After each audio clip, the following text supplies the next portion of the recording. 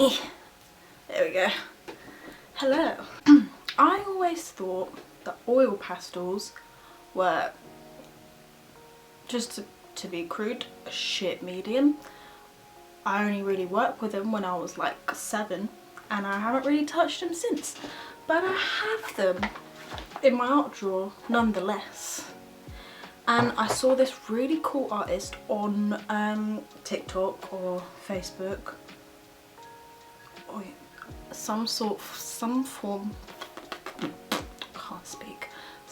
of social media. I saw him and he did these really cool funky portraits with oil pastels and it looked amazing. Like they blended together, they looked vibrant, they looked cool, there was loads of depth. I didn't even think oil pastels were capable of that.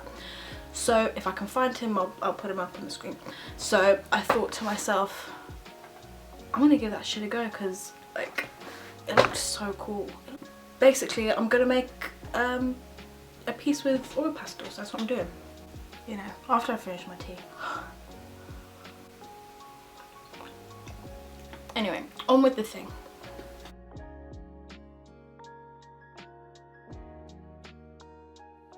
So because I was so unfamiliar with this medium, I decided to just test it out, see how they blended, you know, see what kind of the feel was of the medium, and just basically what kind of effects I could create.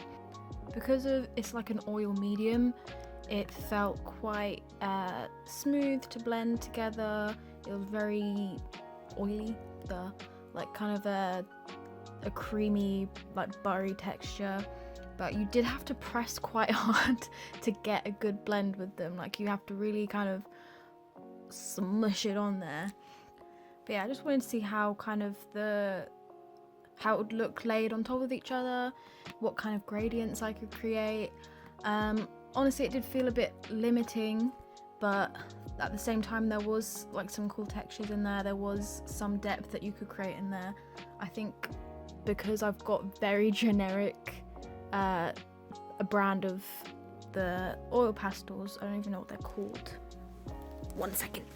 It just says Specialist Oil Pastels. It does say artist quality on there, but yeah, from the looks of it, it looks quite generic. I don't even know where I got them, but yeah. So after that, I moved on to doing a study with them, a portrait, and I like straight away that it kind of smudges the graphite of the pencil, the undersketch that I did, which was annoying. It kind of made it look a bit muddy straight away, but then as I started to layer it, you didn't really see it as much. But then I was kind of thinking that the muddiness did carry on later, because it did end up a little bit muddy, and I'm just not sure if that was from the graphite or not, but whatever. Because of the like more limited color selection and the fact that I just didn't really know how to use these mediums, exactly how they behave, I just felt like I was a bit handicapped as I was working on it, and I was just throwing stuff on the page without any rhyme or reason. I mean, my general approach was to use the like yellows and oranges as like the kind of more highlight colors, and the blues and reds as more shadow colors, which like just makes sense to me. The artist that I was talking about earlier, like he just kind of puts the colors wherever he wants. Like it doesn't really seem to have any kind of pattern to it. He just like does it, but it always seems to come out really cool, which I just can't understand how he does it. Witchcraft, I don't know. I did notice that there is kind of a limit to how much you can layer them. Like once the kind of paper is saturated with the color and you keep going over the same area, it kind of just moves stuff around and not much happens, and then you end up actually kind of ruining the texture because there's like weird white bits, and it's just like a whole annoying thing. But you know, for a first attempt, like not bad. So after that, I thought I'd try something a little bit different. I was just looking through Pinterest, like just scrolling through the homepage and thing, just waiting for an image that I liked. And I saw this cute puppy, and I was like, yeah, why not? And pretty much straight away, I was like, this is a bit shite.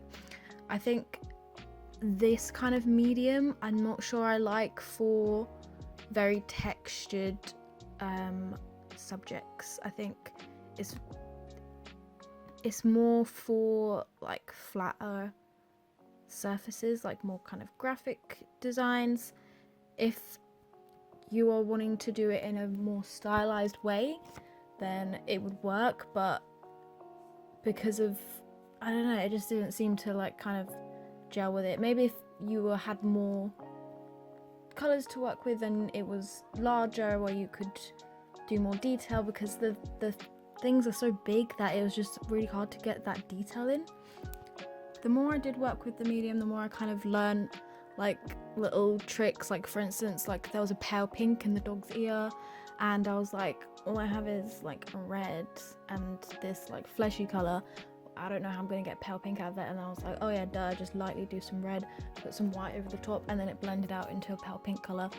So that ended up alright. And I think if I really worked with it and persevered, then I would probably be able to do some cool stuff with it. But I don't know if I can be bothered.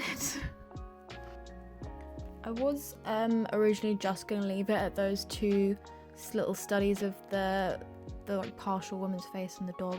But then the next day I was just like, no, I want to do something else. I want to like do an actual proper, more finished like piece. So I broke out the oil pastels once again because it was just bugging me. I just wanted to just do something a little bit better, and I got a new reference, one that was better than the first reference. I didn't really like the first reference of the woman. Her mouth was like a weird shape, her face was at a weird angle. I feel like it was just a difficult reference to work with for a medium that you are very new to. So I got something that one I'd sketched before in like watercolor, and two was just like more straightforward. And then I thought, because this medium is a for kind of more dramatic, exaggerated, I did that with her features. Like I made her eyes a bit bigger, her eyebrows are a bit more like pow, you know. And this time I actually started with the shadows because I thought, let me try a different approach. So I layered up some blue and some red, and then kind of went on to orange and some more like yellowy colors and stuff, and the kind of peach tone, which works really well for going over the top and kind of blending everything together.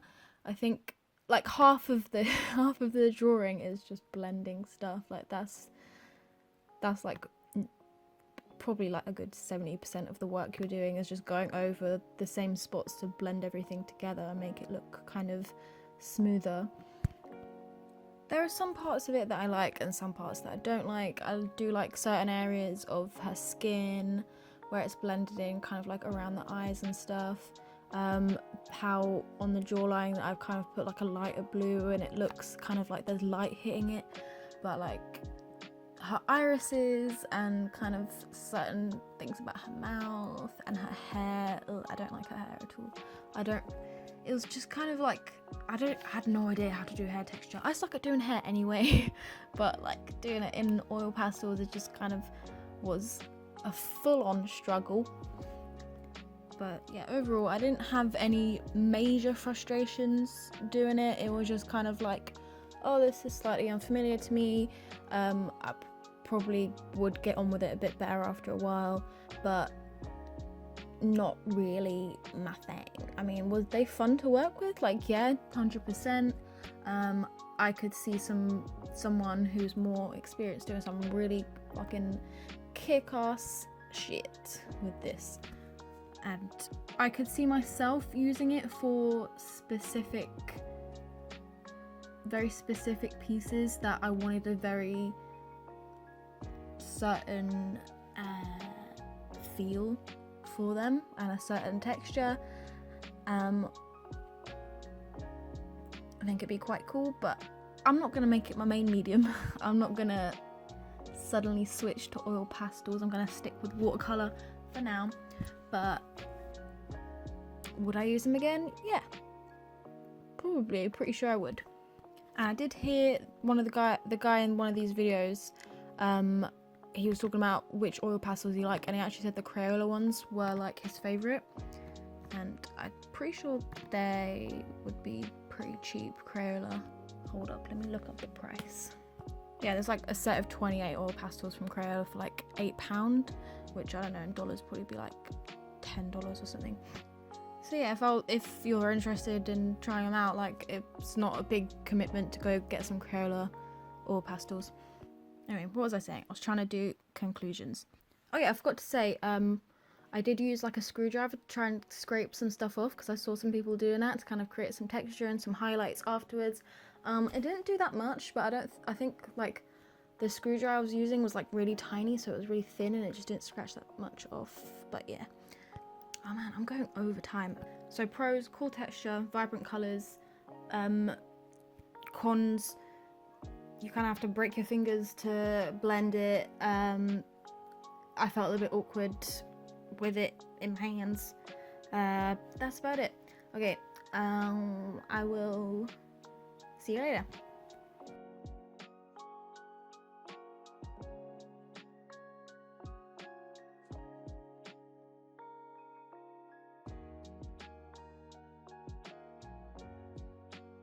Completely slipped my mind. Transferring. Didn't realise how much it would smudge and transfer, which really I should have because it is an oil pastel. But I don't have any fixative because I never have the need for it, and I don't have any hairspray, which is a good alternative if you have hairspray. But yeah, I don't use hairspray in my hair, don't have any, so I'm just gonna have to live with that and this nonsense. This one's not too bad because there's nothing on the other page, but it's still smudged on this page, so now I can't really use it for anything nice. But anyway, yeah. All pastel smudge, who knew? So, like, get yourself some fixative. Yeah, I think that's all from me. Yeah, stay safe, stay indoors, stay busy. Try not to slip into a pit of depression if you can. That'd be great. Okay, bye-bye.